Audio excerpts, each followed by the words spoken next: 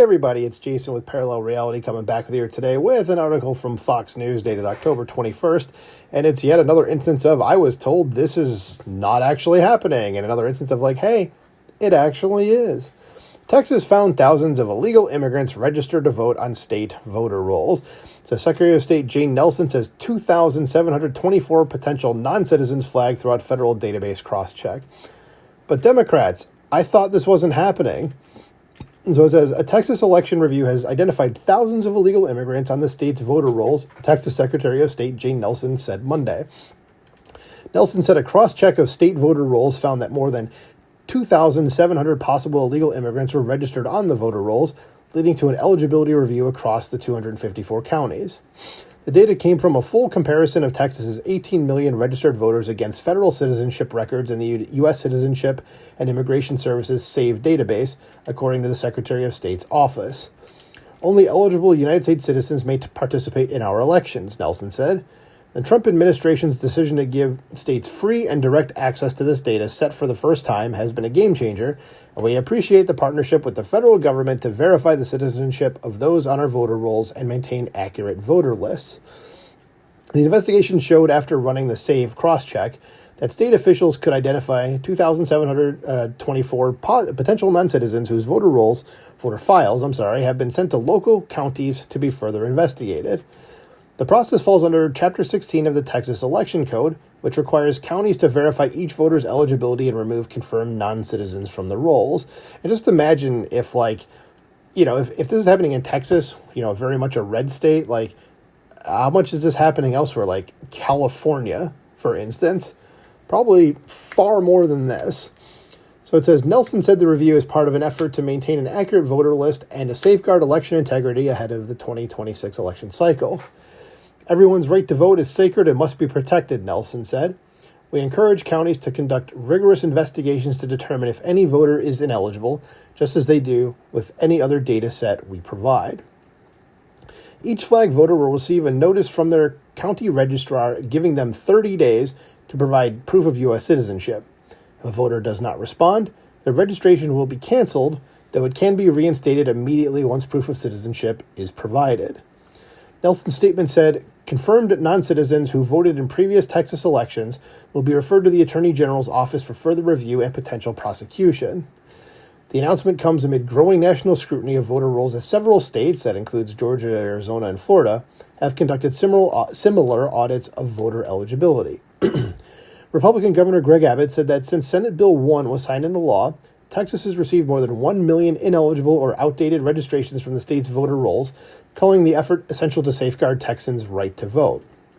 It says these reforms have led to our removal of over 1 million ineligible people from our voter rolls in the last 3 years, including non-citizens, deceased voters, and people who moved to another state, Abbott said.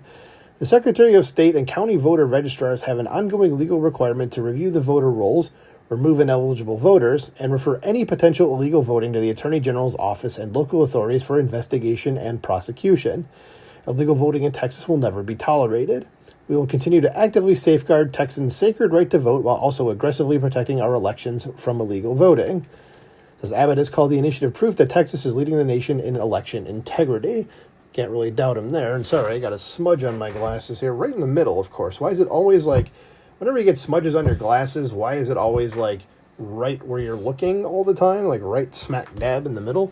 Anywho, back to the article. It says a breakdown of the information was released by the Secretary of State's office showing Harris County with the largest number of potential non-citizens at 362, followed by Dallas County, 277, Bexar County, 201, and El Paso County at 165.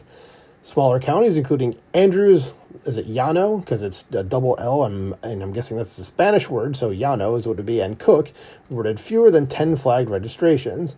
So those aren't bad, but, it's still, you don't want them on there.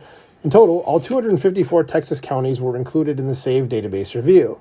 Counties began sending verification notices this week as part of the 30-day review process.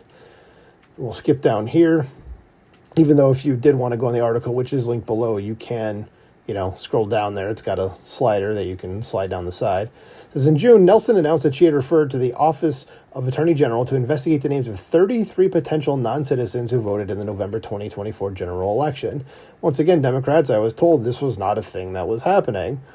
Says the statement released by Nelson said the referral came within weeks of Texas gaining access to U.S. Citizenship and Immigration Services SAVE database. Says gaining access to this database has been a game changer.